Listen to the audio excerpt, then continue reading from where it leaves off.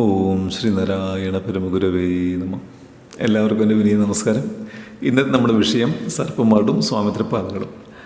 നമുക്കറിയാം, സ്വാമിത്രപാദങ്ങൾ കാലാകാലങ്ങൾ അനവധിയായിട്ടുള്ള ആചാര പരിഷ്കാരങ്ങൾ നടത്തിയിട്ടുണ്ട്. അതിൽ ഏറ്റവും സുപ്രധാനമായിട്ടൊരു കാര്യമാണ് ഞാൻ ഇന്ന് നിങ്ങളുമായിട്ട് പങ്കുവെക്കാൻ ആഗ്രഹിക്കുന്നത്. കാരണം അനവധിയായിട്ടുള്ള ആചാര പരിഷ്കാരം നടത്തിയിട്ടുണ്ടെങ്കിലും അതിലേറ്റവും സുപ്രധാനമായിട്ട് എനിക്ക് തോന്നിയത് സർപ്പംപാട്ടിലെ ധനദുർവിനിയോഗമാണ്.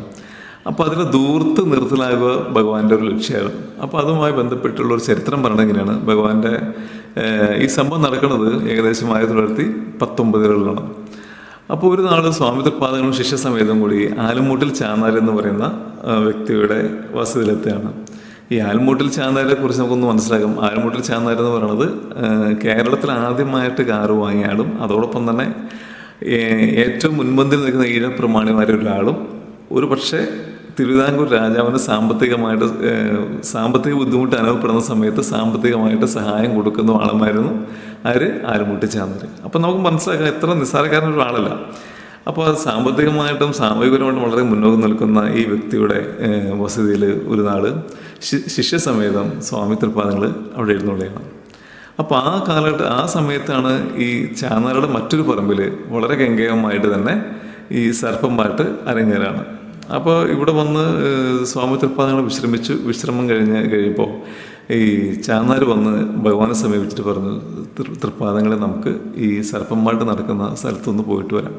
അപ്പോൾ അങ്ങനെ തൃപ്പാദങ്ങളും അതോടൊപ്പം തന്നെ ശിഷ്യസമേതവും ഈ ചാന്നാരും കൂടി നേരെ ഈ സർപ്പംപാട്ട് നടക്കുന്ന സ്ഥലത്ത് എല്ലാം അവിടെ ചെന്ന് കുറേ നേരം സ്വാമിത്രപാദങ്ങൾ ഈ സർപ്പംപാട്ട് ഇങ്ങനെ വീക്ഷിച്ചുകൊണ്ടിരിക്കുകയാണ്. അങ്ങനെ വീക്ഷിച്ചുകൊണ്ടിരിക്കുന്ന ഇടയ്ക്ക് ഇപ്പം നമുക്കറിയാം, ഈ തുള്ളുന്നവരെന്ന് പറയുന്നത് 12 വയസ്സിനും 35 വയസ്സിനും ഇടയ്ക്കുള്ള ആളുകളാണ് ഈ സർപ്പംപാട്ടിൽ തുള്ളുക. അപ്പോൾ ഇവരിങ്ങനെ തുള്ളിക്കൊണ്ടിരിക്കുന്ന ഇടയ്ക്ക് ഇങ്ങനെ ഓരോ കൈ നീട്ടും. അപ്പോൾ പുതിയ പൂക്കുലകൾ, കവിങ്ങും പൂക്കുലകൾ വെച്ച് കൊടുക്കും. ഈ കവിങ്ങും പൂക്കുലകൾ വെച്ച് കൊടുക്കും. 2-3 പ്രാവശ്യം അത് അങ്ങോട്ടും ഇങ്ങോട്ടും ആയിട്ട് വീണവർ എറിഞ്ഞു കളയും. അപ്പോൾ ഇത് കണ്ട് അപ്പോൾ ഓരോ 35 പേര് വെച്ചിട്ട് ഈ 2-3 പ്രാവശ്യം അങ്ങോട്ടും ഇങ്ങോട്ടും കാണിച്ച് പൂക്കുലകൾ വെറുതെ കളയാം. അപ്പോൾ ഇത് കണ്ടു കഴിഞ്ഞപ്പോൾ കുറച്ച് നേരം കഴിഞ്ഞപ്പോൾ ചാന്നാരോട് തൃപ്പാദങ്ങൾ ഒഴിഞ്ഞു. അവർ കളഞ്ഞ പൂക്കുല വീണ്ടും വെച്ചു കൊടുക്കാൻ പറയണം. ഈ കളഞ്ഞ പൂക്കുല വീണ്ടും കയ്യിൽ വെച്ചു കൊടുക്കാൻ പറഞ്ഞപ്പോൾ ചാന്നാർ പറഞ്ഞു, ഭഗവാനെ അത് അശുദ്ധമായി പോയല്ലോ, അത് എടുത്തു കൊടുത്ത് അവർ സ്വീകരിക്കില്ല. അപ്പോൾ സ്വാമിത്രപാദങ്ങൾ പറഞ്ഞു, സ്വീകരിക്കുക, നമുക്ക് നോക്കാം, എടുത്തു കൊടുക്കുമെന്ന് പറയാം.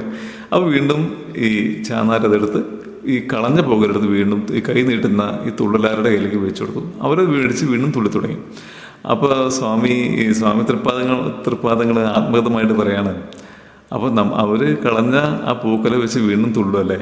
അപ്പോൾ നമുക്കിനി ഈ പൂക്കലുകൾക്ക് പകരം, ഈ കവിങ്ങും പൂക്കലുകൾക്ക് പകരം നമുക്കിനി നല്ല ഇലയുള്ള തൂപ്പ് ഒടിച്ചു കൊടുത്താൽ മതി. അപ്പം അങ്ങനെ സ്വാമിത്രപാദങ്ങൾ അതിലൊരു പരിഷ്കാരം വരുത്തി. അതിനുശേഷം സ്വാമിത്രപാദങ്ങൾ അവിടെ ആ രംഗം വീക്ഷിച്ചുകൊണ്ടിരിക്കുമ്പോൾ അവിടെ വീണ്ടും കാണുന്നൊരു രംഗമായിരുന്നു.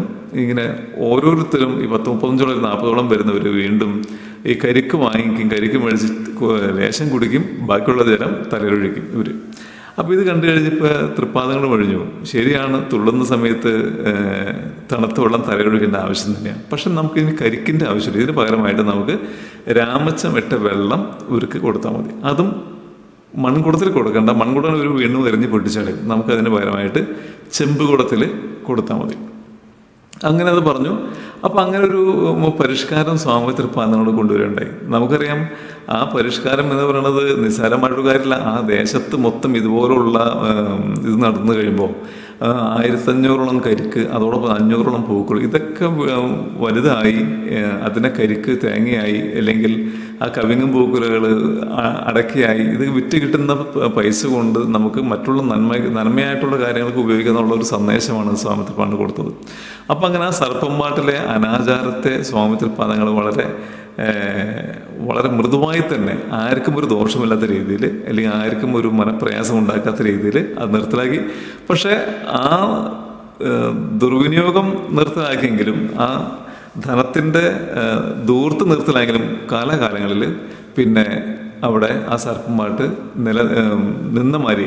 കാരണം പിന്നെ അതിനുശേഷം സ്വാമിത്രപാദങ്ങൾ അവിടെ നിന്ന് അത് പറഞ്ഞു പോയതിനു ശേഷം ചാന്നാരുടെ വീട്ടിൽ പിന്നെ സർപ്പംപാട്ട് ഉണ്ടായിട്ടില്ല.